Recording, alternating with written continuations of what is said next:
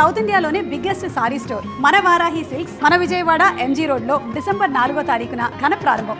Ravi దుగ్గిరాలకి fan అంటే తను పడి చచ్చిపోయే హీరో అంటే మహేష్ బాబు గారు. ఎనీ డే ఎనీ డే నేను అది అబద్ధం చెప్పలేనండి. ఇక్కడ నేను ఒక మాట చెప్పాలి, మీరు అన్నారు కాబట్టి. నాతో చాలా మంది అన్నారండి, నువ్వు ఓపెన్గా ఒక హీరో పేరు చెప్పకు హ్మ్. అంటే నా వెల్ విషర్స్. ఎందుకంటే ఇప్పుడు నువ్వు ఆ హీరో ఫ్యాన్ అని చెప్తే నీకు వేరే హీరో ఫ్యాన్స్ యాంటీ అవ్వచ్చు. హ్మ్. ఫర్ ఎగ్జాంపుల్ వాళ్ళు చెప్పింది వ్యాలిడ్ పాయింటే. ఓకే,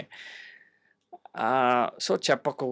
వీలైనంత వరకు నీ ఫేవరెట్ హీరో ఎవరని అడిగితే డిప్లొమాటిక్గా ఉండు, అందరు ఇష్టమే అను. అంటే ఈ హీరోలో అది ఇష్టం, ఆ హీరోలో ఇది ఇష్టం, అందరు ఇష్టమేండి, నాకు అందరంటే పిచ్చి అను. అసలు అందరంటే పిచ్చి నిజంగానే ఉంది. హ్మ్. ఓకే అన్నారు నాతో. నేను ఒకసారి ఆలోచించా కూడా, maybe what they said is right. Maybe అంత డిప్లొమాటిక్గా చెప్తే మంచిదే కదా అని, ఎందుకంటే నాన్ కాంట్రవర్షియల్ కదా. యా, నిజంగానే ప్రతి ప్రేక్షకుడు ఇంపార్టెంటే అన్నా కదా. అవును. ఎందుకు ఒకళ్ళ పేరు హైలైట్ చేసి ఇంకొకళ్ళ ఫ్యాన్స్ని యాంటీ చేసుకోవడం అనే థాట్ వస్తుంది కదండి. నా భయాలు నాకు ఉంటాయి కదా. హ్మ్. కానీ ఆగట్లేదు కదా మీరు ఎక్కడ. కానీ ఎందుకు అంటే నేను స్పేస్ దొరికినప్పుడే చెప్తా అండి. ఎందుకంటే అండి మేబీ గోయింగ్ ఫార్వర్డ్ అంటే ఇప్పుడు నేను ఫస్ట్ టైం కాబట్టి it's part of who I'm కాబట్టి చెప్పాల్సి వస్తుంది. కానీ ఇప్పుడు గోయింగ్ ఫార్వర్డ్ ప్రతిసారి చెప్పాల్సిన అవసరం పడకపోవచ్చు. అవును, ఓకే, అందరికి తెలుసు.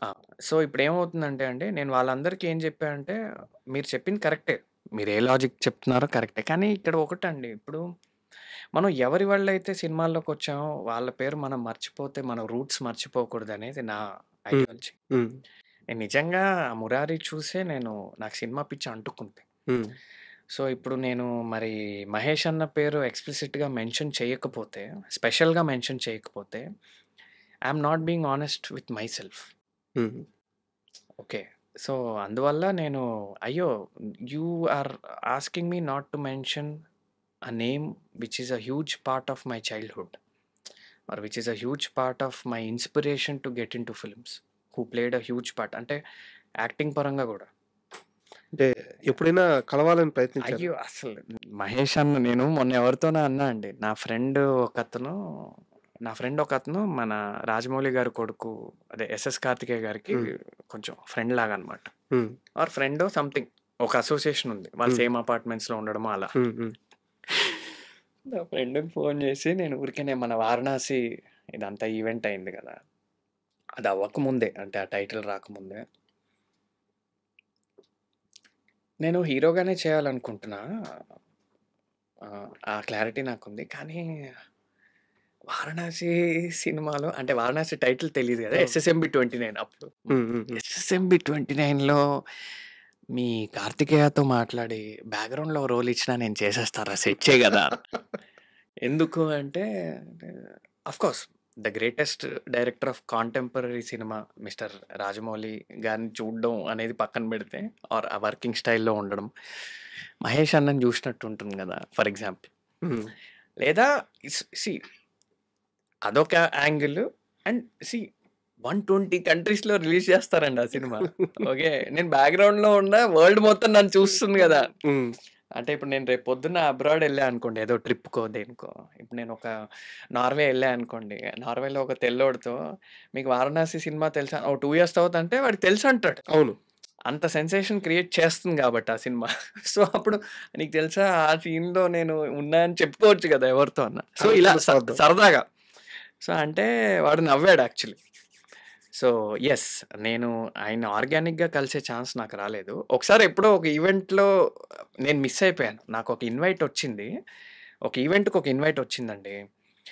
ఆ ఈవెంట్కి మన మహేష్ బాబు గారు చీఫ్ గెస్ట్లా వచ్చారు. హ్మ్. మేబీ ఆ ఈవెంట్కి వెళ్ళి ఉంటే డైరెక్ట్ కలిసేవాడిని, వారు కలిసే అవకాశం దొరికేదేమో. హ్మ్. ఆ ఈవెంట్కి అతను వచ్చాడని నాకు తర్వాత తెలిసింది, అది ఆయన వచ్చాడని తర్వాత తెలిసింది. సో అప్పుడు ఒకసారి ఫీల్ అరే ఎల్లుంటే అట్లీస్ట్ ఒకసారి కలిసేవాళ్ళం కదా అని. సో ఎస్ అండి, that sums it up. And మీరు మేబీ నా ఎక్సైట్మెంట్ చూసుంటారు. అద్భుతం. సో అందుకనే నేను కంటైన్ చేసుకుంటున్నా. హ్మ్. సి నేను టీఎఫ్ఐ బానిస అండి. ఎందుకంటే ఇప్పుడు డిఫరెన్స్ ఏంటంటే చెప్తా. నేను మేబీ ఎస్ఎస్ఎంబి సినిమా అంటే 1 AM చూస్తా, వేరే హీరోల సినిమాలు 4 AM చూస్తా. ఓకే, ఎవరి సినిమాలు ఫ్రైడే ఈవినింగో, సాటర్డే ఈవినింగో చూడను. అదొక్కటే డిఫరెన్స్. హ్మ్. అంటే అన్నిటికి ఫ్యానే. ఇది ఒక 10% ఎక్కువ. బికాజ్ లైక్ ఐ సెడ్ ఆ పిచ్ అక్కడి నుంచే మొదలైంది కాబట్టి. అంతే కదా! So it's part of who I am. Performance పరంగా అండి నేను చాలా సార్లు రెఫరెన్సెస్ తీసుకుంటా. అంటే ఆయనదే కాదు, అల్లు అర్జున్ గారివి, జూనియర్ ఎన్టీఆర్ గారు, ప్రకాష్ రాజ్ గారు చూస్తా గానీ, బట్ బిజినెస్ మ్యాన్ అంటే ఇప్పుడు మన ఫణీందర్ నర్సిటీ చాలా క్లోజప్స్ పెడతాడండి. హ్మ్. మీరు ఎప్పుడైనా గమనించండి. మధురం అవును. ఇలా ఉంటుంది. 8 వసంతాలు చాలా చోట్ల ఇలా ఉంటుంది. అవును. అసలు నేను ఇందాక చెప్పిన డైలాగ్స్ చెప్పించుకున్నారా? అప్పుడు నా జుట్టు కూడా కనపడదు. అవును. ఇంతే. ఆ క్లైమాక్స్‌లో ఆ! ఈ పార్ట్ వరకు హైలైట్ ఆ! అవుతుంటది. ఇంతే. అసలు 70 ఎంఎం స్క్రీన్ మీద ఓన్లీ ఇదే కనపడుతుంది. ఓకే. సో ఇప్పుడేంటంటే 'business man' is a reference film for me for close-ups. చాలా ఉంటాయి. ఐ థింక్ మెయిన్ స్ట్రీమ్ సినిమాలో నేను 'బిజినెస్ మ్యాన్‌లో' ఉన్నన్ని క్లోజప్స్ నేను ఎక్కడా చూడలేదు. తెలుగు వరకు చెప్తున్నా. నేనైతే ఎక్కడా చూడలేదు. 'బిజినెస్ మ్యాన్‌లో' ఒక హీరోకి 'పూరి జగన్నాథ్' గారు పెట్టే క్లోజప్స్ నేను ఏ సినిమాకి చూడలేదు. హ్మ్. 'బిజినెస్ మ్యాన్‌లో' I think 60-70% cinema Mahesh Babu గారి ఫేసే కనపడుతుంది. ఓన్లీ ఫేసే. అవును. ఓకే. అస్సలు ఇన్ని సార్లు ఇప్పటికి నేను అప్పుడప్పుడు ఆ పెర్ఫార్మన్స్ చూసి, అంటే ఆర్టిస్టిక్‌గా చెప్తున్నా ఇది. ఇది బాబు ఫ్యాన్‌లా కాదు. ఏంటి ఆ క్లోజప్స్‌లో ఆ ఇంటెన్సిటీ, ఐస్ ఏంటి? నేను చాలా ప్రాక్టీస్ చేస్తా అది. 8 వసంతాలు చాలా సార్లు కొంతమంది అంటారు, మీ ఐస్‌లో చాలా కనపడుతుంది. The inspiration is mister Mahesh from 'business man.' Oh! And వేరే సినిమాలు కూడా ఉండొచ్చు. వేరే ఆర్టిస్ట్‌లు అవన్నీ పక్కన పెట్టి క్లోజప్స్ గురించి అంటున్నా. వాట్ ఎ బ్యూటిఫుల్ పెర్ఫార్మన్స్ అండి. అంటే తెలుగు ఇండస్ట్రీలో వన్ ఆఫ్ ద ఫైనెస్ట్ పెర్ఫార్మన్సెస్‌లో ఇప్పుడు 'పుష్ప' అని ఏవైతే కొన్ని చెప్పుకుంటామో 'business man' will be there. Super.